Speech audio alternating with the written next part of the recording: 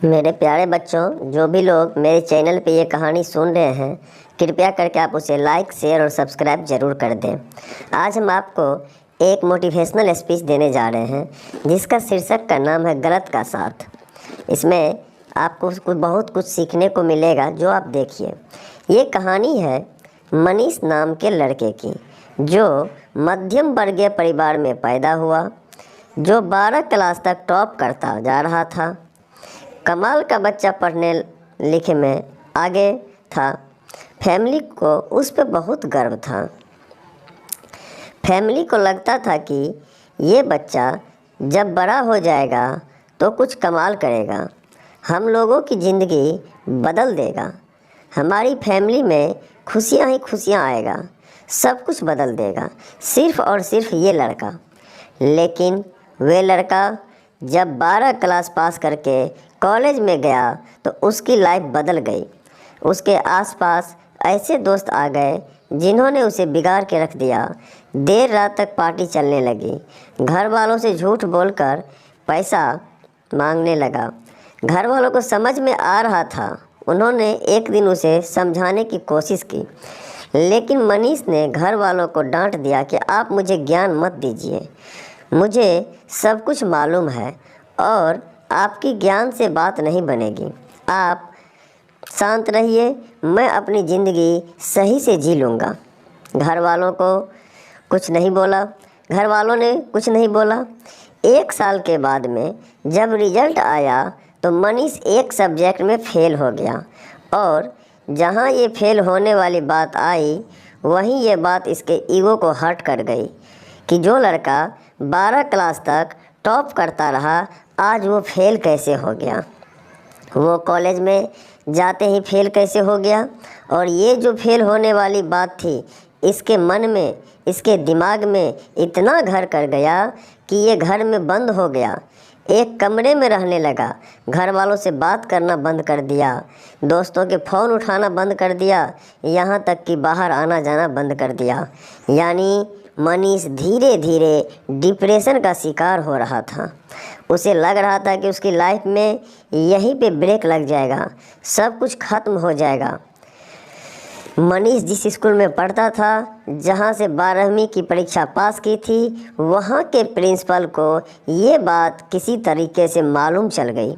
तो उन्होंने मनीष को अपने से मिलने के लिए बुलाया। डिनर पे बुलाया तो वो इन्विटेशन से मना नहीं कर सकता था, उसे मानना ही था कि न्योता आया है। प्रिंसिपल के पास जाना था तो मनीष पहुंचा शाम में, और इसने देखा कि प्रिंसिपल साहब बगीचे में बैठे हुए थे, अंगीठी पे हाथ ताप रहे थे, सर्दी का माहौल था।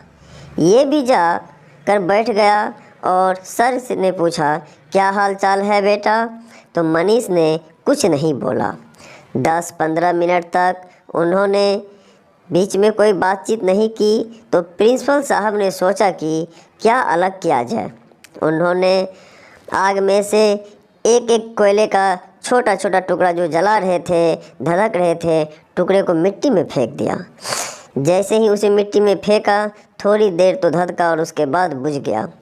तब मनीष ने बोला, ये आपने क्या किया। जो कोयले का टुकड़ा अग्नि में धधक रहा था, हमें गर्मी दे रहा था, उसे बाहर मिट्टी में फेंक दिया, बर्बाद कर दिया। ऐसा क्यों सर।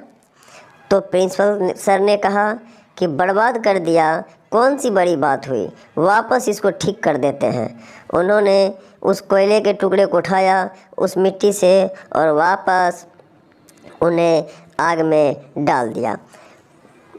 थोड़ी देर बाद धधकने लगा, गर्मी देने लगा। तो प्रिंसिपल ने कहा, बेटा कुछ समझ में आया। मनीष ने कहा, नहीं। तो फिर प्रिंसिपल सर ने कहा, बेटा मैंने तुम्हें यही समझाने के लिए यहाँ बुलाया था। ये जो कोयले का टुकड़ा है, ये तुम हो। तुम जब आग से बाहर आ गए, गलत संगति में आ गए, यानी मिट्टी में चले गए तो बुझ गए, लेकिन वापस से आकर के जल सकते हो।